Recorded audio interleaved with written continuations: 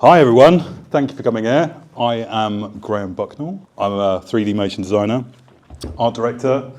Worked with lots of clients. I'm not going to go on about who I've worked with, but I use Cinema 4D, Redshift, X Particles and After Effects, probably like most of you in the room. And here's my reel.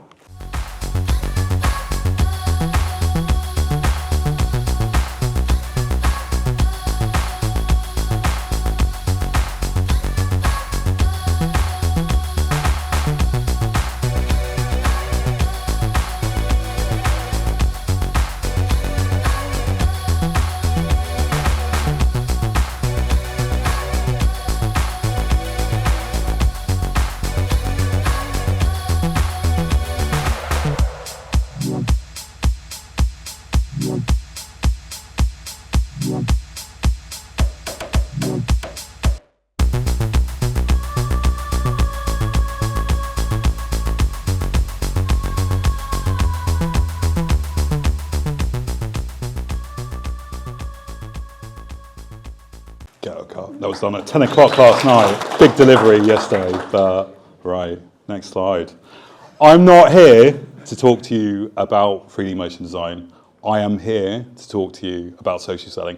I'm really, really passionate about it because it's changed my business, it's changed my world, and the world has changed. I've been freelancing for about 10 years, and back in the day, you were either on a recruiter's A list or B list, and potentially C list, and you're picking up crumbs of work, but it was really, really, really important to get in with those recruiters.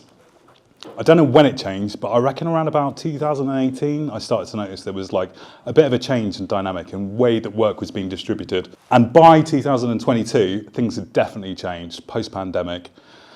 And to be honest, things were getting a little bit bleak work-wise. So I doubled down on social selling, and this is where these guys come into the place. Oh no, wrong one. Fuck. Right, Leah Turner. I'm part of the whole. It's a social selling community, and it has literally changed my world. Learning how to use LinkedIn effectively and being better at social selling and being present online has literally been the difference between paying my mortgage and not paying my mortgage. Also, Emma, awesome copywriter. These are brilliant people. Follow them online. All good. So, how do I know this works? This is a post I did about IKEA. I talked about the kind of benefits of CGI, how it's kind of cheaper, more efficient, better, just generally better than photography. Something I actually lifted from the Blender guru, God bless his soul. Not that he's dead, but he's awesome. But what I think I'm saying here is that it's okay to lift content, especially you're saying the same things again and again. We all know that CGI here, or a lot of people are going to know that CGI is like pretty awesome and like better for photography, but not everyone does. So I think there's no issue in kind of like regurgitating content, reformatting content, which I did with him, so it's all good. Right, how do I know this works? From that IKEA post, I got this message. This is a lovely chap called Simon from Checkpoint. He's a marketing manager. You can see here, I think he says, "Hi Graham, hope you're well. Your recent IKEA post came up on my feed. Thanks for the awesome Emma. Much like IKEA, we're in a similar boat ourselves, needing high quality images, but not always having the right tools at hand." So here you can kind of see he's got pain, he needs his problem solved, and not only does he need his problem solved, he's kind of like keen. So from that one post, he's messaged me, I've won work. In fact, I won 9K's worth of work because of that post. And this is the referral post that. So not only does social content get the right people into your kind of like orbit, also like you can get referrals, which is awesome. So he was really happy. I've got social proof. Jobs are good. But I don't want to just go on about hitting up clients on LinkedIn. I also want to talk about the power of peer kind of like recommendations, because finding your people is really important. You help people, I help people, you feel good, clients problem solved, everyone's happy.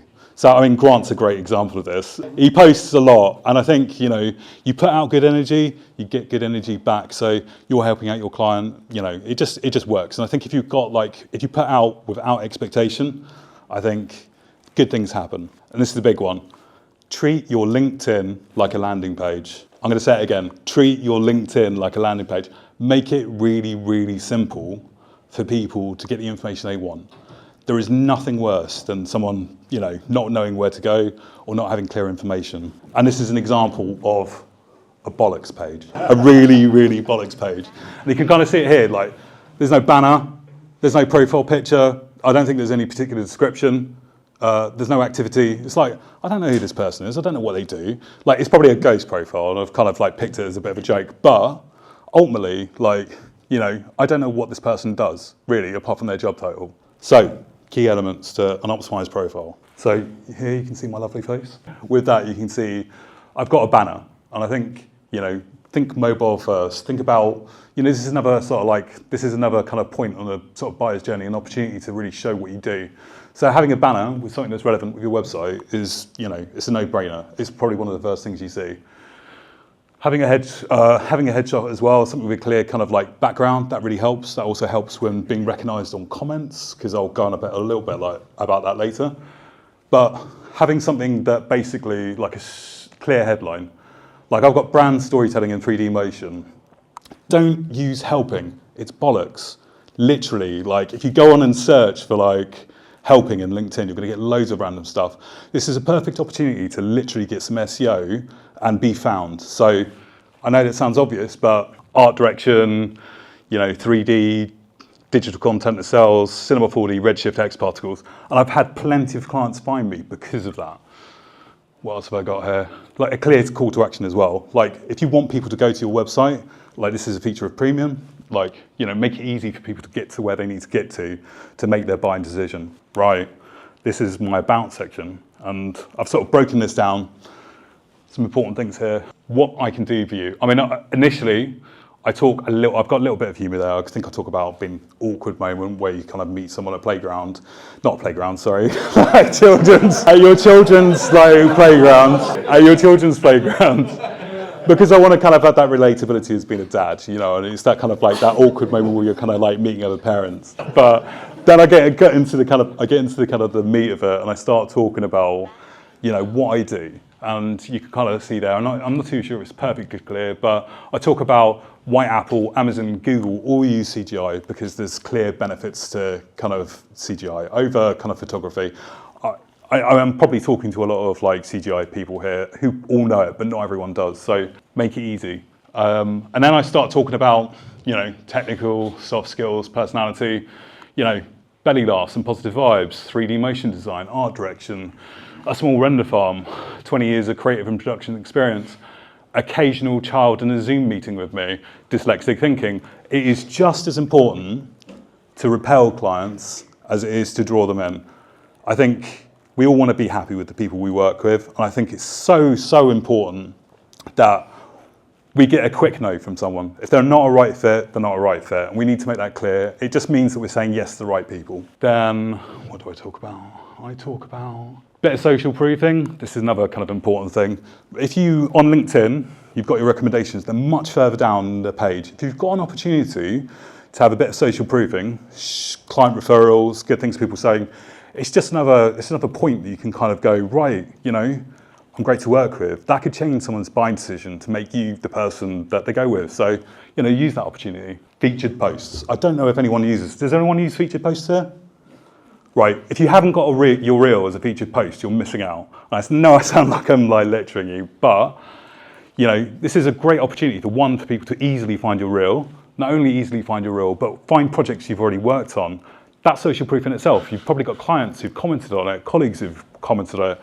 That just gives you more kind of like credibility. So if you haven't got featured posts, get featured posts involved and newsletters and stuff. Right, more selfies than Kim Kardashian. Right, I don't mind having the camera turned on me, and I don't mind being a bit of a show off. It's fine, it's all good.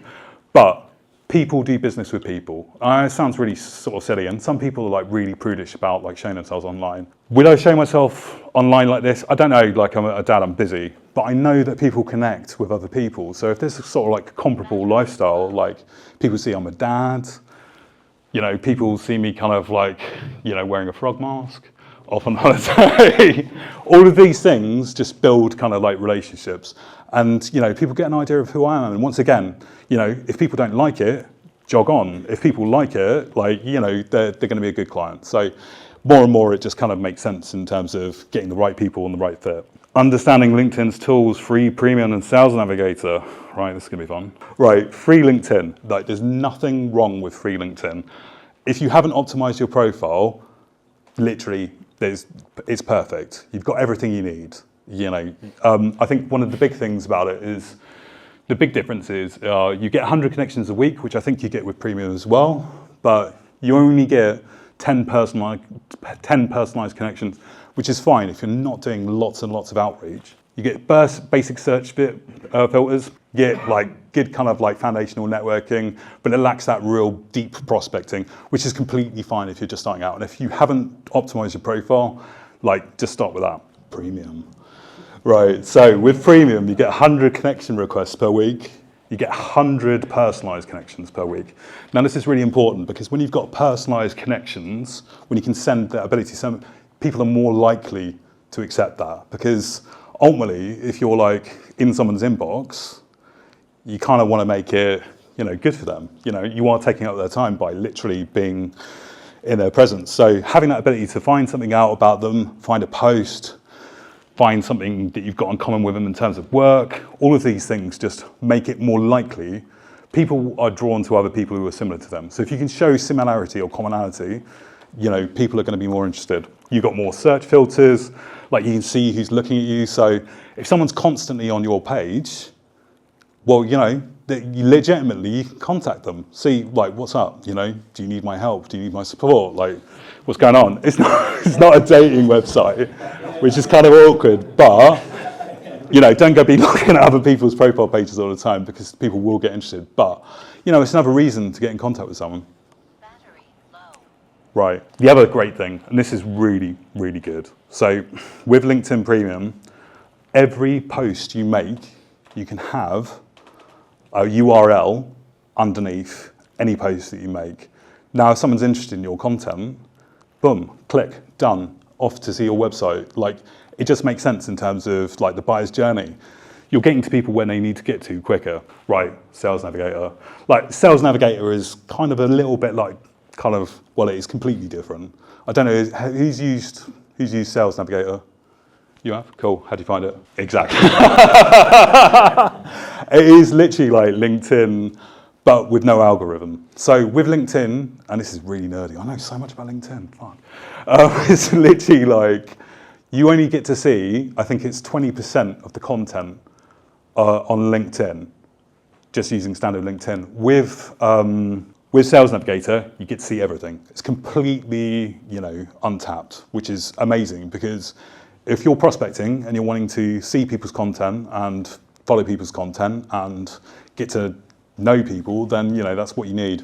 Also as well, with Sales Navigator, you get up to 250 connection requests per week and up to 30 messages a day. So, you know, if you're really serious about looking for work. And the other thing about Sales Navigator is the capacity, the ability to be able to search for people. So if you're looking for producers, creative directors, traffic managers, literally, it's the perfect tool for being able to really, really search for those people. You also get kind of booleans as well, search terms and stuff, which gets a little bit geeky, but if you're really serious about adding 100 producers a week, or finding those people that you're potentially going to get work from, Sales Navigator. But I would say if you hadn't started with the free LinkedIn, or you haven't optimized your profile, this is nerdy, like hang 10.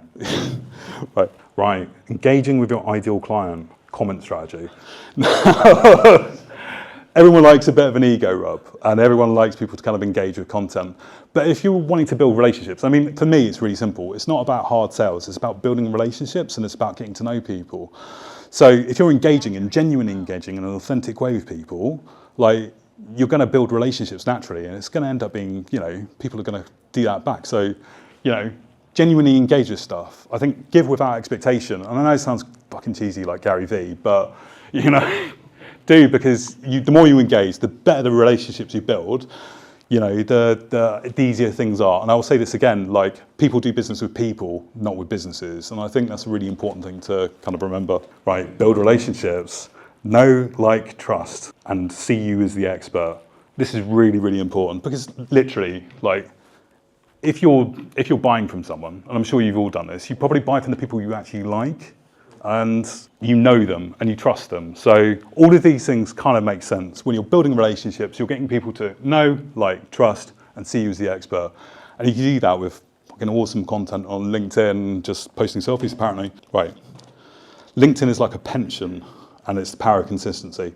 This isn't going to happen overnight. It's going to take a long time. It's taken me years to kind of build up some traction on LinkedIn. I would say if you're just starting creating content, you're going to be spending maybe the first 6 months trying to work out what works for you and what doesn't work for you. So, I mean, I think 30 minutes a day, aiming for 3 posts a week, to, you know, whatever you can do. I think you've got to set the bar low and sort of commit to that. There are definitely periods of time where I can't do anything. Like, I had a massive delivery for a job. I haven't been active really on LinkedIn for 2 months, but I have previously, so I've got that in the bank. So when I get back onto the wagon and start creating content, I've already got a bit of traction. So do as much as you possibly can, put yourself out there, you know, all good. And, you know, it's not like this, it's like this, you know. I think you'll get it. It's going to take time to work out what works for you. So, you know, I think for me, writing content, it took me a long time. But, you know, you've got to find flow. I needed support, I needed help, you know, and I'll talk about that later in terms of what worked for me in terms of copywriting support. Right, establishing your content pillars, which is a fancy way of just saying you're not talking about the same thing all the time.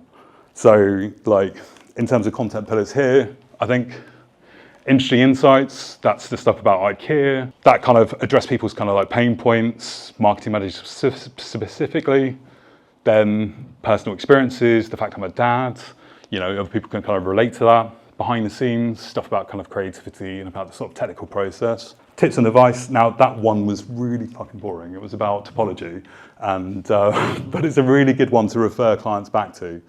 So, you know, I talk here about different methods of kind of, you know, step files, CAD files, you know, the pros and cons of each process.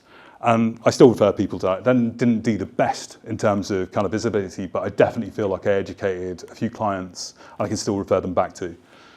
And then client success stories. This is just more social proofing. Like, you know, if you've done a good job, take a screenshot, show it. You know, that shows to other people that you're doing great work. And it's like any review system. Like, the more that people see really positive stuff about you, the more they're likely to make a buying decision based on what you do. Learn to write better copy. Writing copy is literally like a skill set that you're not going to regret. I am very dyslexic. I hate writing, and I had to get copy support and training.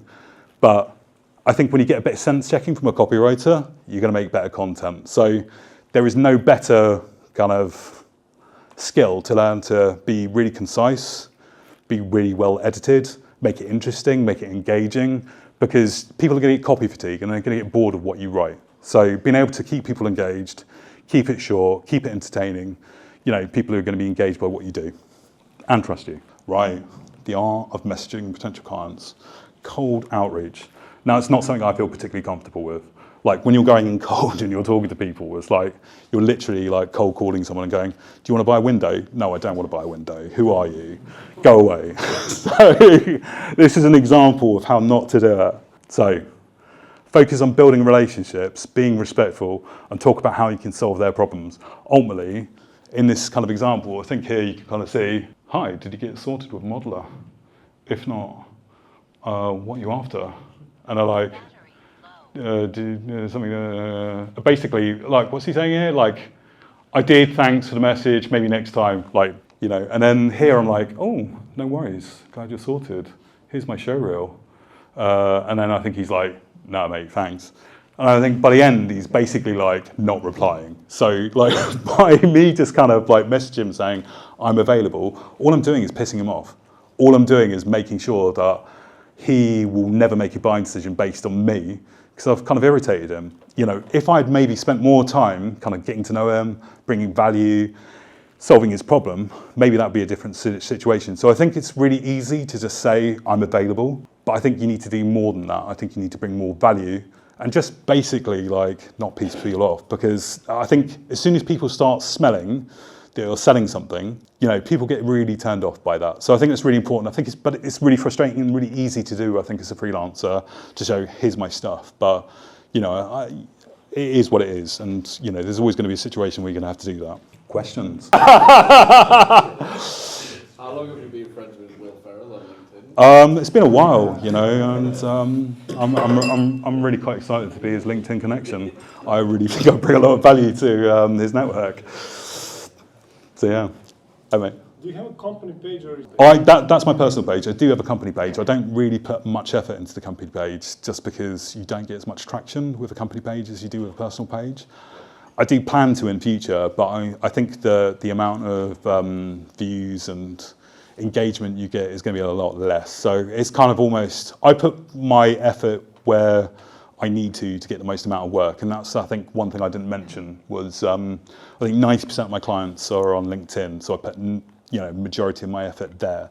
So that's why I've got an optimized profile. But company pages don't tend to do as well. So, how much effort do you put into, say, your website? Yeah. And LinkedIn, and then do you deal with any other social platforms? So at the moment, my website is literally down. It is literally got my Showreel on, and it is saying "built here." So like, I think I'm proof that, and that's been the case for the majority of the year. So I haven't had a website. I do plan to have a website, but I think this just goes to show that you don't have to have a website or a fancy website. Most people aren't going to give a shit, and that people are going to be more engaged by an optimized profile that people are drawn into with good content.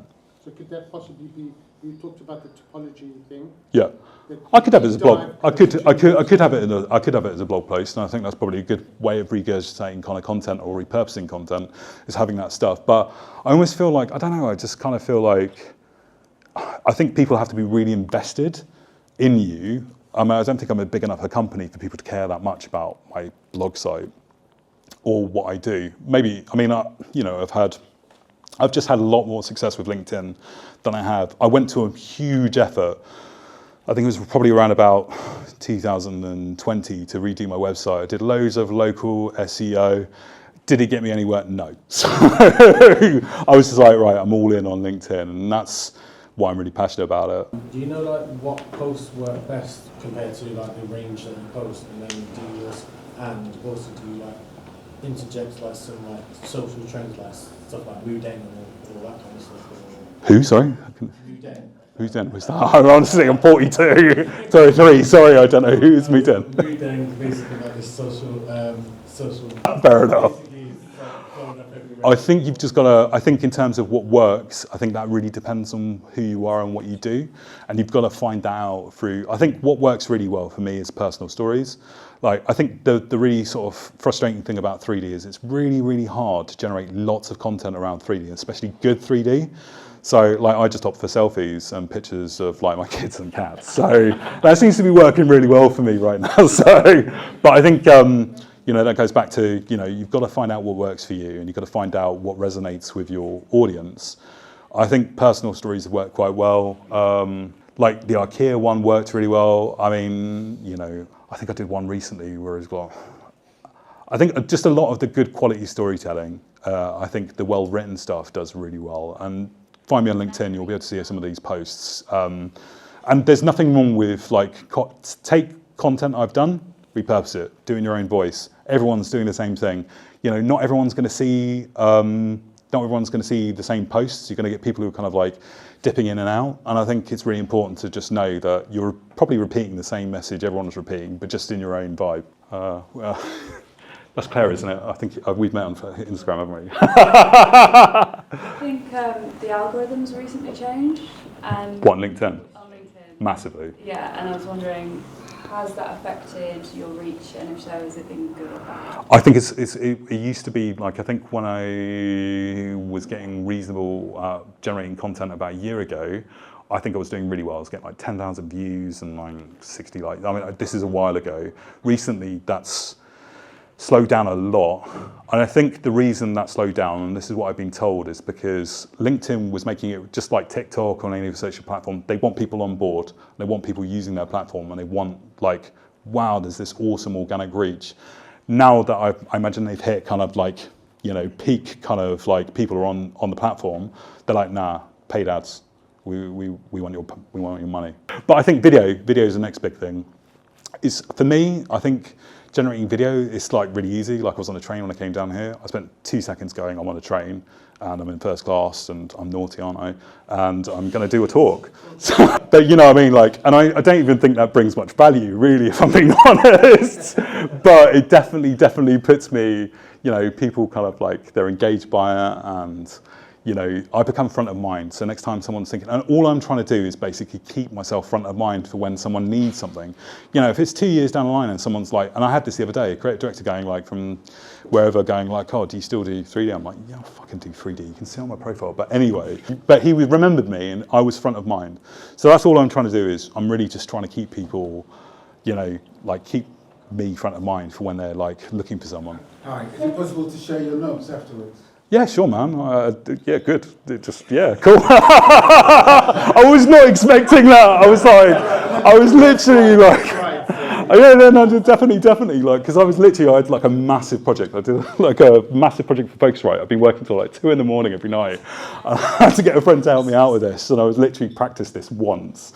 And then you're like, can I have your slides? I'm like, fuck yeah, that's awesome, man. So yeah, no, definitely, mate. Add me on LinkedIn. Yo, mate. So how do you feel about AI content on LinkedIn? So I feel like It's bollocks. of the posts It's bollocks. I think it's bollocks. I think it's, you know, there's, sorry if I'm swearing a lot, because I'm really sorry. I think AI content, like I love AI and I use chat all the time, but I use it as a creative tool. I use it to like, just bounce off. So, you know, a lot of the time I'll put in like, I think the most important thing, and that's the one thing I didn't talk about when I talked about Emma, the copywriter, who's fucking awesome. She's got a really amazing blog post on about how to write hooks. I think hooks are probably the most important thing. The rest of the stuff is just has to be like really succinctly written and edited and engaging and get to the point, because ultimately, you know, if it drags on, it's just boring. So I think AI content, like it can be amazing and I use it a lot, but I think you really need rewriting. I think as soon as people know that it's AI, I think people are like, no, I'm not interested. So I think you've got to really get across the authenticity. I think that's kind of what I do in my posts, you know. I kind of feel the language that people communicate on LinkedIn, there's a strange, very professionalism to it. Which I don't do. Which I don't do. Well, I think that's the thing is like, people do business with people. So, you know, I imagine more people probably relate to me, or even someone like the Eterna, and she was doing this way before me, and I'm literally like, I'm a tiny kind of particle in her huge solar system, and I've learned so much from her. But I think, you know, the one thing that she did really well was just be really clear and authentic about who she was. And that stood out because I've written bollocks business chat on my website. It just makes me seem like everyone else. So I think, you know, if you can be authentic and you can be yourself, people are going to relate to that, and people are going to go, right, that guy's for real. Wow. I don't know who to go to. Right, that person. What would you say is the best form of engagement on those, and what is the worst form of engagement? What, for you as a commenter, or for? I mean, I think it really depends. Like, I think I've been written content I've been really proud of, and it's bombed, and I'll kind of delete it pretty quickly. There's been other content, like technical boring stuff, like this stuff about topology. No one was interested in that. I still think that's really important because I'm a nerd, but it did really badly because I think there's probably people don't care as much about that. I think so. I don't know. It's just about understanding, you know, what is your ideal client? What do they kind of relate to? You've got to kind of almost like, I guess you've got to de-nerdify it, and you've got to just think about what their perspective is. And yeah, so I think more personal stuff's really helped. I think definitely showing I'm a dad, or showing struggles, personal journeys. I think all of those things kind of like really inspirational, not in a, like a tacky way, but well, it is tacky, but it's fine. To share those posts, or just to comment, and then that'd be enough to potentially reach out? Or? I think you've got to just take it really slowly. I think it's one of these things. I think this is kind of like the sales breath thing. So people really gauge really quickly if you're trying to sell something. And you've got to be really kind of like, not covert, that sounds really dark, but you've got to be just kind of like, almost kind of like be in contact with people like you're just talking to a mate. Sometimes that's always going to be the case, but people are just going to really like, you've got to bring value, and I think you've got to be authentic about the way that you're kind of engaging with someone. And I think it's just not about being like hard sales or just, you know, being really brutal with the way that you approach things, and being really empathetic. And that, once again, sounds like Gary Vee and really cheesy, but it is true, because I think people are just going to resonate with that a lot more. So I think it's just, you don't contact people, you give it time, you can kind of gauge it. If someone's constantly looking at your profile, constantly commenting on your thing, to be honest, most of the time, you won't need to do any outreach. They'll contact you. So I think a lot of the time it's about generating really great content and waiting for them to come in. As soon as they're coming into you, like, you're in a much better position to have a conversation about business, and you're like sat back just being like, oh, cool, awesome, all good. Nothing worse than doing cold outreach. I think we've got time for another 3 questions. I want to get pissed. Who? In terms of the people contacting on LinkedIn, are they usually from like agencies, studios, business to business? It can be anywhere. It can be any, like, yeah, I think it's a real mix, and I'm really wanting to sort of target just more kind of marketing managers directly. Like, I'm doing a lot of work for Focusrite and Novation at the moment, and I just want to do less and less work for agencies. So I'm targeting more and more kind of content towards them. It's just sort of naturally happening in that way, but it can be anyone. I think it's just whoever you draw in people content-wise, you kind of tailor it to the people you want to talk to. So you're really talking about their pain points, and you're talking about their problems and how you solve them. Agencies. Yeah. Oh, good. You're right, dude. Do you use like the blog and the newsletter features? Which one, sorry? Do you use newsletters? Newsletters, I don't. I maybe it's something on the cards. I just try and put my efforts into stuff that kind of just really works for me. And at the moment, that's being like content, commenting. You know, I am actually doing a sales course at the moment where I'm doing kind of like, I'm learning to do better kind of outreach, because I want to get more efficient at kind of working more directly with. But newsletters haven't worked. Maybe they will do. Like, you know, if I was a bigger company, I don't know. I almost feel like it kind of like would bore the shit out of people. Like, you know, it kind of. I don't know. It hasn't. I don't know if it's on the cards for me yet. How effective is cold outreach in your opinion? And because I personally don't believe in it. I believe like you need to warm up leads and, you know, comment on someone's post a couple of times so that your name's familiar. But how effective has cold outreach has been? It's been bad. It's been really, really bad. I don't know, it just doesn't work for me. Like, what seems to work for me is people contacting me. I feel like cold outreach is just really generally hard, and you put a lot more effort into it. I'd rather put effort into making content. I would like to get better at kind of doing cold outreach, because I think eventually that will score me better clients. But, you know, I think I want to put the effort into content. I want to put effort into my showreel. I want to put effort into my website. You know, I'd rather build it and they come, rather than me going, like, it just hasn't worked for me particularly well. Would you say it's ever worth utilising the article feature? Like, if you're doing like long form writing? No, I wouldn't. I just think posts. I think articles are like basically overrated blogs. Like, I think people want to consume like minimal content, and they want it to kind of like be kind of like, you know, bubblegum, really, to be honest. I think you have to be really invested in a company or what someone says. So I don't think the newsletters for me. Done? Excellent. Thanks, everyone. Good luck